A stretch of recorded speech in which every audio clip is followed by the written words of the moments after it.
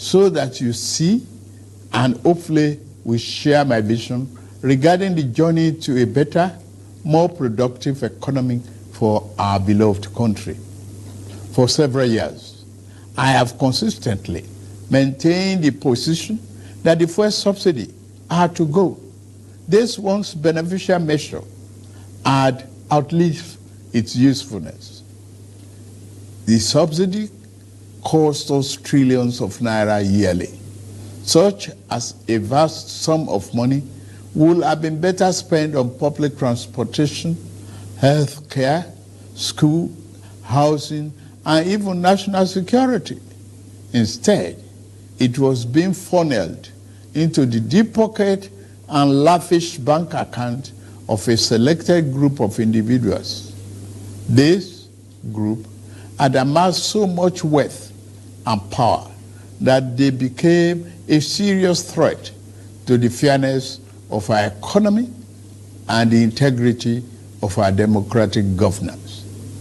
To be blunt, Nigeria could never become the society it was intended to be as long as such small, powerful, yet unelected groups hold enormous influence over our political economy and the institutions that govern it.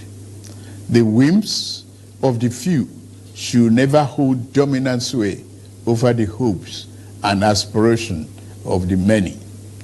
If we are to be a democracy, the people and not the power of money must be sovereign. The preceding administration saw this looming danger as well. Indeed, it made no provision in the 2023 appropriation for subsidy after June this year. Removal of this once helpful device that had transformed into a millstone around the country's neck had become inevitable.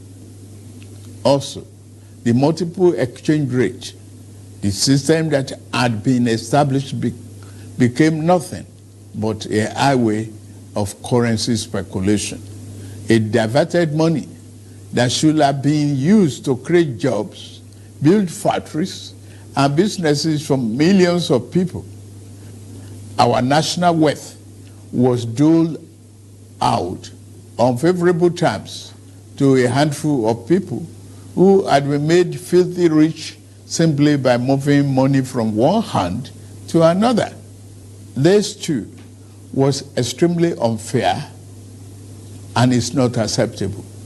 It also compounded the threat that the illicit and mass accumulation of money posed to the future of our democratic system and its economy. I had promised to reform the economy for the long-term good by fighting major imbalances that has plagued our economy. Ending the subsidy and the preferential exchange rate system were key to this fight. This fight is to define the fate and future of our nation. Much is imbalance. Thus, the effect in our economy immensely profited a tiny elite, the elite of the elite, you might call them. As we move to fight the flaws in the economy, the people who grow rich from them predictably will fight back through every means necessary. But we are ready. Our economy is going through a tough patch, and you are being hurt by it, I know. The cost of fuel has gone up. Food and other prices have followed it. Households and businesses struggling. Things seem anxious and uncertain. I understand the hardship you face. I wish there were other ways, but there is not. If there were, I would have taken that route, as I came here to help, not to hurt the people and the nation that I love so dearly. What I can offer in the immediate is to reduce the burden of current economic situation, which has imposed on all of us, most especially on businesses, the working class, and most vulnerable among us. Already, the federal government is working closely with states and local governments to implement interventions that will cushion the pains of our people across socio-economic brackets. Earlier this month, I signed 4 executive orders in keeping with my electoral promise to address unfriendly fiscal policies and multiple taxes that are stifling the business environment.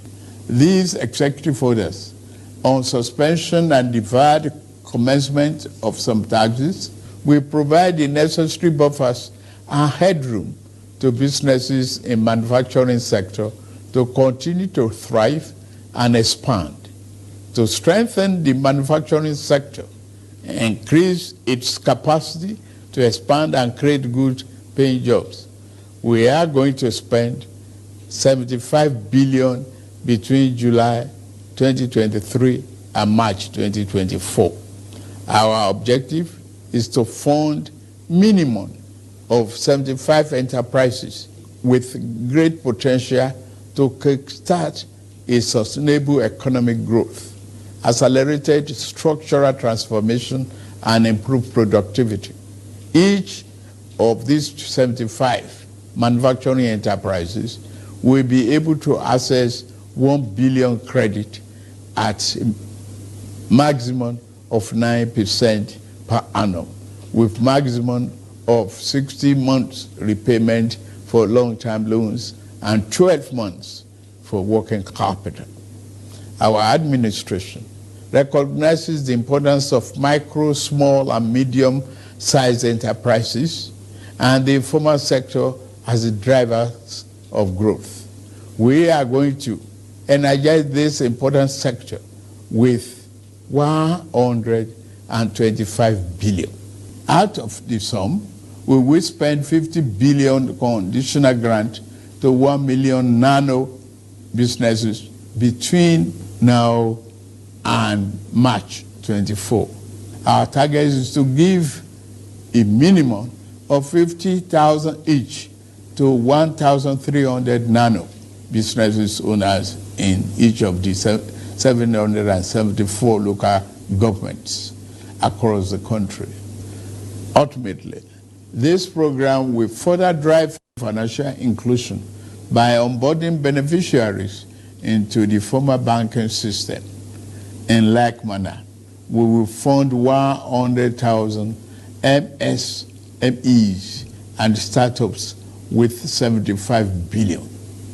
Under this scheme, each enterprise promoter will be able to get between 500,000 and 1 million at the maximum 9% interest per annum and repayment period of 36 months. To further ensure that